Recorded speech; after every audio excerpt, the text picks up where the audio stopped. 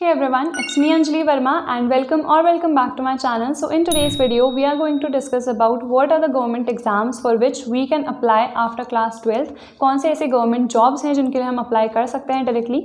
तो सबसे पहला जो हमारा गवर्नमेंट एग्जाम है वो होता है SSC CHSL का, जो क्लास 12th पास बेसिस पे तुम लोग दे सकते हो। देन उसके बाद आता है SSC MTS, जो क्लास 10th पास बेसिस पे तुम लोग दे सकते हो। SSC CGL आता है फर्दर, जो कि फर्दर उसके लिए तुम्हें ग्रेजुएट होना चाहिए। SSC स्टेनोग्राफर का भी होता है। और सिर्फ ये ही नहीं एग्जाम्स हैं, ये तो ऐसे हैं जो क्लरिकल पोस्ट एंड जो जूनियर वाले लेवल पे होते हैं उनके लिए SSC कंडक्ट करवाता है। इसके साथ साथ गवर्नमेंट एग्जाम्स और भी होते हैं जो स्टेट खुद से कंडक्ट करवाता है। तो सिर्फ सेंट्रल वाले ही नहीं हैं, स्टेट वाले भी हैं, उनके बारे में भी तुम लोग पता कर सकते हो। अब ऐसा होता है ना कि हमें notification back to back check करना पड़ता है कि कौन सा एग्जाम की नोटिफिकेशन कब आई है, कहाँ पे वैकेंसी ज़्यादा है। उसके लिए वे टू सक्सेस एक चैनल है, तुम वो फॉलो कर सकते हो। वहाँ पे नोटिफिकेशन आती रहती हैं कि कहाँ वैकेंसी आई हुई है, किसके लिए तुम अप्लाई कर सकते हो। बिकॉज हमें ऐसे डायरेक्टली पता नहीं चलेगा ना कहाँ वैकेंसी आ रही है, कहाँ के लिए हम अप्लाई कर सकते हैं, कहाँ पे क्या एलिजिबिलिटी क्राइटेरिया है। तो इसीलिए तुम लोग वीडियोस वगैरह फॉलो कर सकते हो। एंड कुछ और भी चैनल्स हैं, नोर निखिल एंड ऑल, तो बहुत सारे ऐसे चैनल्स हैं जिनको तुम फॉलो कर सकते हो अगर तुम्हें डायरेक्टली नोटिफिकेशन वगैरह चाहिए हैं कि कहाँ कहाँ पे वैकेंसी आ रही है, कहाँ कहाँ पे हम अप्लाई कर सकते हैं। ये तो एक जनरल है जो हर साल होते ही हैं। कुछ ऐसे हैं जो हर साल नहीं होते हैं बट कभी कभी हो जाते हैं, तो उनकी नोटिफिकेशन देन तुम लोग को मिलती रहेगी। देन एनडीए के लिए अब तो गर्ल्स भी अप्लाई कर सकती हैं। तो अगर तुम इंटरेस्टेड हो एनडीए में, आर्म्ड फोर्सेज में जाने के लिए, नेवी, एयरफोर्स, तो तब तुम एनडीए का फॉर्म फिल कर सकते हो। अब तुम में से मैक्सिमम को पता ही होगा अगर तुम्हें आर्म्ड फोर्सेज में जाना है, आर्मी में जाना है, सो इन दैट केस वहाँ पे ऐसा कोई कंपल्शन नहीं होता है कि तुम्हारी PCM ही होनी चाहिए। किसी भी स्ट्रीम से अगर तुम हो तुम अप्लाई कर सकते हो। बट अगर तुम्हें नेवी या फिर एयरफोर्स में जाना है तो वहाँ पे ये एक हमारा क्राइटेरिया आ जाता है कि तुम्हारे PCM होनी ही चाहिए क्लास 11-12th में। तो बस एक ये हमारा एयरफोर्स और नेवी में रिस्ट्रिक्शन आ जाता है। तो तुम चूज कर सकते हो कहाँ पे किसके लिए तुम्हें अप्लाई करना है। देन वैसे तो TC TT ये सारे जॉब्स भी आती रहती हैं। सैलरी भी इसमें बहुत अच्छी होती है, 35 to 40,000 तक भी बहुत बार ये पहुंच जाती है। एंड उसमें भी देन अलाउंसेस एंड ऑल मिलते रहते हैं। तो डिपेंड्स अपॉन यू कि तुम अप्लाई करना चाहते हो या फिर नहीं। बिकॉज ऐसी कई जॉब्स होती हैं जैसे MTS लेवल की ही है, तो वो थोड़ा ऐसा होता है कि जो भी क्लर्क्स वर्क कर रहे हैं उनके अंडर तुम्हें वर्क करना होता है, लाइक फाइल इधर उधर ले जाना है, ऑल ऑफ दैट। भले ही सैलरी वहाँ अच्छी होती है, 20,000 25,000 तक वहाँ भी हमें मिलते ही हैं। बट डिपेंड्स अपॉन यू कि तुम्हें किस टाइप की जॉब चाहिए है। सो उसके according I am just telling you कि 12th पास के बेसिस पे तुम्हें क्या क्या मिल सकता है। बट डिपेंड्स अपॉन यू कि तुम्हें करना है या नहीं करना है, क्या क्या चीज़ें हैं, बस वो सारी।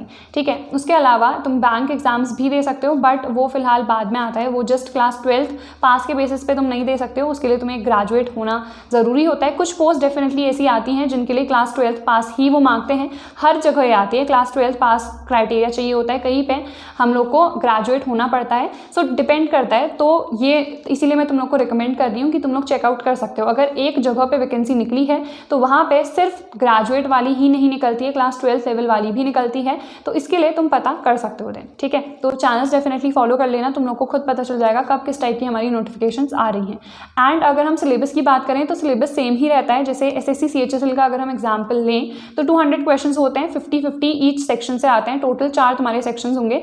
इंग्लिश हो गया, इंग्लिश में क्या क्या चीज़ें हैं, vocabulary, synonyms, antonyms, idioms, phrases, grammar section तुम्हारा, देन एक्टिव पैसिव, बहुत सारी चीज़ें होती हैं इंग्लिश में जनरली। ठीक है। उसके बाद हमारा आता है रीजनिंग में बहुत सारी चीज़ें होती हैं। तो reasoning is one of the things जो हर किसी को ही ईजी पड़ता है। तो रीजनिंग से तुम स्टार्ट कर सकते हो if you want to actually prepare for the government exams. अभी तो बिकॉज CUET में भी तुम लोग की रीजनिंग एंड ऑल आने ही वाली है, तो तुम लोग प्रिपेयर कर सकते हो।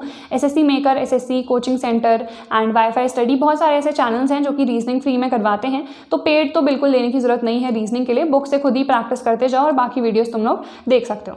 देन उसके बाद हमारा क्वांट सेक्शन आता है। जैसे CUET में अभी है कि क्लास 8 लेवल तक का ही आएगा, बट यहाँ पे जो भी गवर्नमेंट एग्जाम्स होते हैं उनमें जनरली क्लास 10th लेवल तक का आता है। तो थोड़ा सा डिफिकल्ट इसमें होता है as compare to CUET, because वहाँ पे जो पैटर्न है वो थोड़ा ईजी तुम लोग के लिए कर रखा है। देन उसके बाद हमारा GK वाला सेक्शन आता है, जनरल अवेयरनेस वाला। अब यहाँ पे हमारी बहुत सारी चीज़ें इंक्लूड हो जाती हैं, जितने सब्जेक्ट्स हैं ना सब कुछ आ जाएगा। कंप्यूटर साइंस आ जाएगा, तुम्हारा सोशल साइंस वाला सब्जेक्ट आ जाएगा, साइंस वाला आ जाएगा। मेजॉरिटी जितनी चीज़ें हैं, जितने सब्जेक्ट्स हैं, सबके सब यहाँ पे इंक्लूड हो जाएंगे। हिस्ट्री, सिविक्स, करंट अफेयर्स भी इसी में इंक्लूडेड होगा। तो ये 50-50 ईच सेक्शन हमारा है। एंड इसमें 200 क्वेश्चन हैं एंड 60 मिनट्स ही मिलते हैं। तो इस टाइप का हमारा कुछ पेपर पैटर्न रहता है। अगर तुम बैंक एग्जाम्स की बात करो तो वहाँ पे बैंकिंग अवेयरनेस आई गेस एक और सब्जेक्ट इंक्लूड हो जाता है। ये 4 तो रहते ही हैं। एंड डिपेंड करता है कौन से पर्टिकुलर गवर्नमेंट एग्जाम के लिए तुम प्रिपेयर कर रहे हो। हर किसी का जो क्राइटेरिया है, जो सब्जेक्ट्स हैं कि किस टाइप के क्वेश्चन आएंगे, कितने मार्क्स के आएंगे, कहाँ से ज़्यादा क्वेश्चन आते हैं, वो चेंज होता रहता है। तो अगर तुम्हें एक पर्टिकुलर गवर्नमेंट एग्जाम के लिए प्रिपेयर करना है तो तुम्हें उसकी डिटेल्ड वीडियो डेफिनेटली डेफिनेटली देखनी चाहिए। सो इनमें से मैंने कुछ एग्जाम्स तुम लोग को बताए हैं। इसके अलावा अगर तुम्हें फील होता है कि कोई एक पर्टिकुलर एग्जाम है जिसके बारे में औरों को भी पता होना चाहिए एंड मैंने इस वीडियो में डिस्कस नहीं करा है, तो कमेंट सेक्शन में तुम लोग मेंशन कर सकते हो सो दैट बाकियों को भी उसके बारे में पता चले, बाकियों को भी हेल्प मिले। So that's all for today's video. I hope this video help you. Don't forget to like, share and subscribe to my channel and I will see you guys in the next video.